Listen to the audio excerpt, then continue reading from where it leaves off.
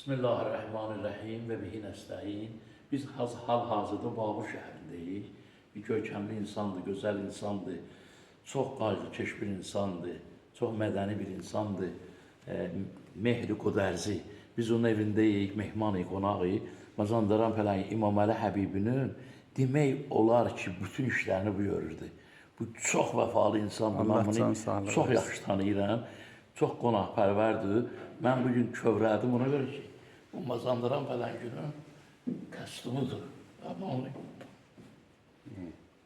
Habib mənim canımdır, ruhi mən Habib. Canım mən Habib. خیلی سپاسگزاریم از اون احساس زیبای شما. واقعا این همه راه رو زحمت کشیدید از کشور عزیز آذربایجان تشریف آوردید اینجا رو سر ما. شما چند بارم تشریف آوردید خدمت جهان پهلوان هدیه بهش دادید. کتاب زیبایی نوشتید در مورد پلنگ مازندران. ما باید از شما سپاسگزار تشکر کنیم ما. Memnunum. Xeyli səbasquzar. Teşekkür et şuma inşallah. Hacı deyir ki, başımızın tacısan da, biz sizənlə təşəkkür eləməliyik. Başa Sən zəhmət çəkib oradan gəlibsən bura, biz səndən təqdir təşəkkür eləyirik. Səndən qəddan o hacı. dürüst inşallah.